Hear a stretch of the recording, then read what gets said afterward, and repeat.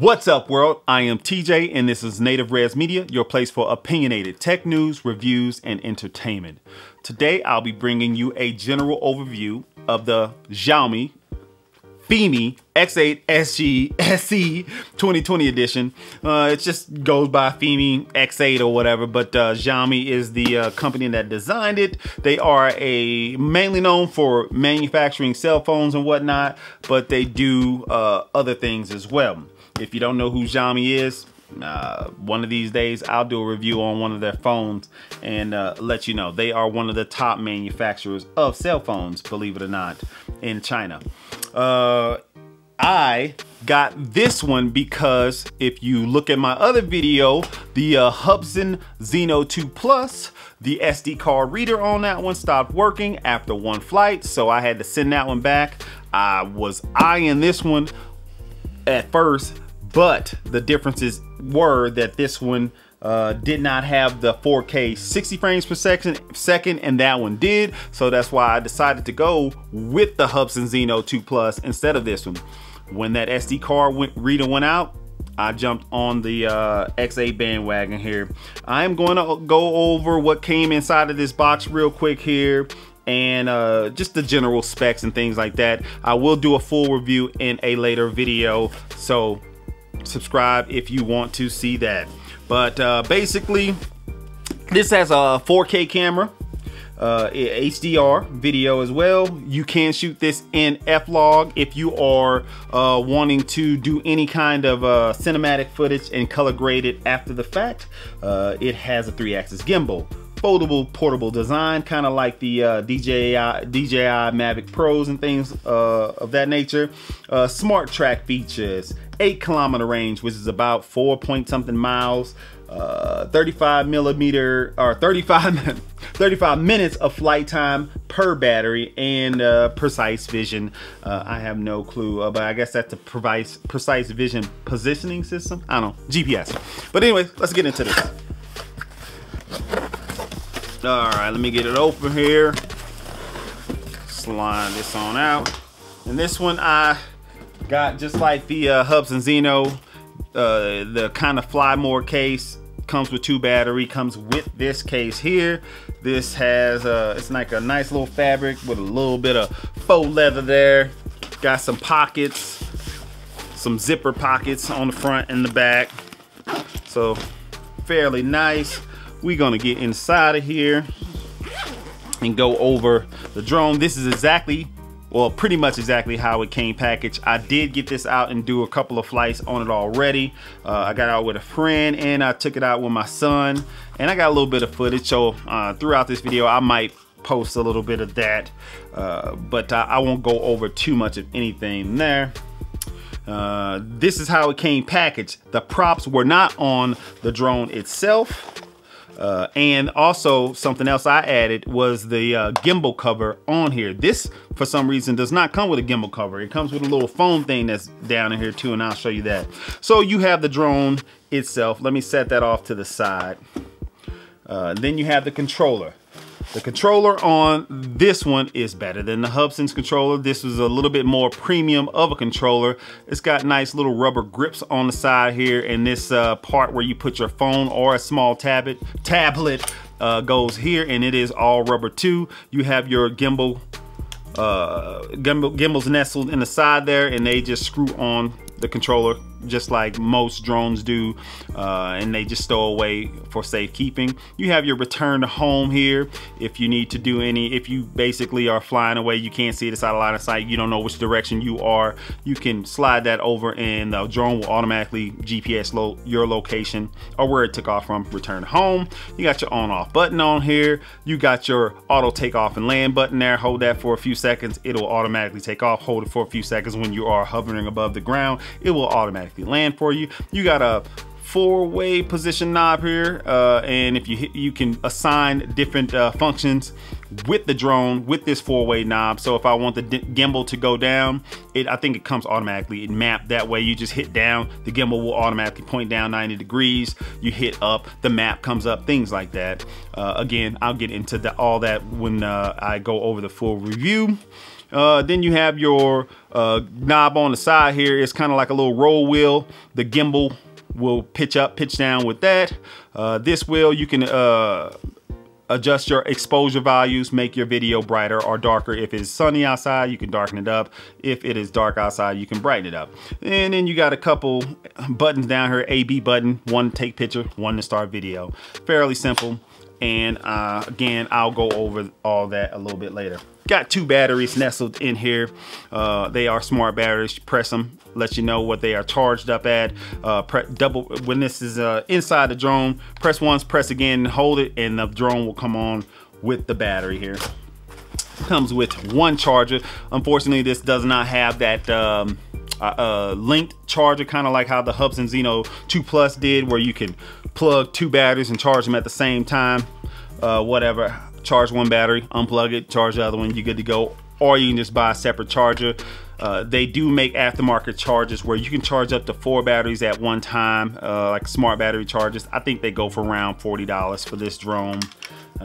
Batteries are not cheap for these. I think a single battery is like 75 bucks, but I'm sure they will last for a decent amount of time. This was the gimbal cover that came with this, so this was off. This little foam piece just goes over the gimbal. So if you don't want to spend $9.99 on a gimbal cover, you can use the little foamy thing that comes with it. I was like, nah, I'm not going out like that. I'm gonna get me a actual gimbal cover. This is aftermarket. I don't even think Xiaomi made this for this. This is made by another company. What is that? Sunny something? I don't know. It's a weird name, but go on Amazon. I'll put links to all this down in the description below. And then you got all your little dongles here for different phones, iPhones, Androids, micro SD, C, and your Thunder Lightning cable, whatever. There you go. And that is how you hook your tablet or your phone. Here you have there's a little slot here where it can nestle in, and it comes around and it plugs into the bottom of the controller here to connect. So once the controller is connected to the drone itself, your phone has the app on it. It will then show the FPV feed that's coming from the gimbal itself. You can then start recording. All that is good to go. You want to get a decent SD card for these drones, something that is fast. I have a Samsung Extreme U3 card in mine. It's 64 gigabytes, and that works just fine. This comes with 2 spare propellers. All the propellers, again, are not installed on the drone. You have to install them, which I like the way you install these over the Hubs and Zeno as well. This is like a QD kind of prop. So you basically push down and you can rotate it to take it on and off. So simple as that. It you know, comes with like a nice little mechanism. It has a spring on the motor itself, and it's fairly sturdy. It's not going to come off while it's flying. So if you want to pack it away and don't want to mess up your propellers, you can do that as well. I have my drone registered with the FAA. And that was another thing that I did want to quickly go over. I will be getting my F107 license. I do not plan on paying for any of those classes. There are YouTube tutorials, YouTube classes if you plan on getting your F107. So I'm gonna go that route because I'm cheap. But for real, I'll walk you guys through that when that time comes, because I do plan on in the future maybe using this for a side hustle, side money. Some people want aerial photography. A lot of people want aerial photography and things like that. And in order to do that in a legit manner, and even just posting some videos on YouTube whenever you get monetized, that is technically something that you have to have your F107 license for, because you are then commercialized and making money off of it. So yeah, I'll be doing that as well.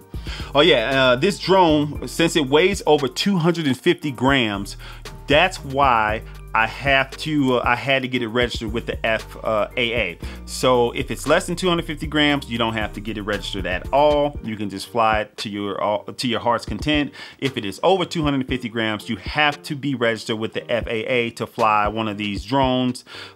you go over the rules. It tells you where you can, you can't fly. There are plenty of apps that let you know where you can and cannot fly as well, especially here in Colorado, and I'm in the Colorado Springs area. There are 2 airports. There is the main Colorado Springs airport. There is the Air Force Academy airport. So if you get a nice app, it'll tell you the no-fly zones. This drone will not fly in a no-fly zone. It has sensors, GPS, where it will get to that no-fly zone barrier, and it will just hover there to its heart's content as well, and you would have to just hit return to home, come on back. So, you know, a lot of people think, oh, you know, the rules, oh, it's, you know, once you go over 250, it sucks.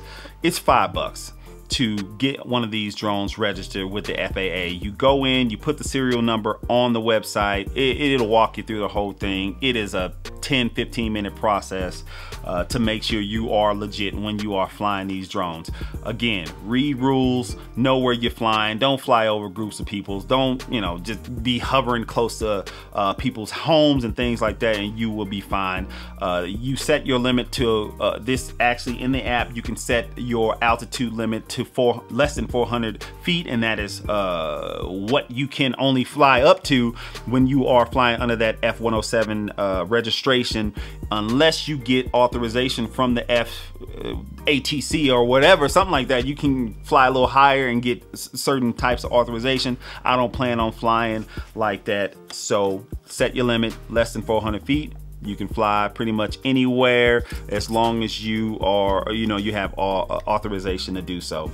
So that's it. That was just that's just going to be a quick unboxing. Again, I'll get more into detail with these with this drone in the future. I've gotten like a few flights on it. I'm liking it already. You'll hear more about it in the next video. Thank you guys for watching. If you have any questions about the Fimi X8 SE 2020 version, or is it Fimi SE X8? Yeah, whatever. Comment down below. I will answer that and get back with you as soon as possible. Thank you guys for watching again. Peace. Hey, this is Nielsen from sunny Colorado, and oh, I'm getting a call from Walter, and yeah, to you, Walter, with the weather. It's cold as shit. Let's go.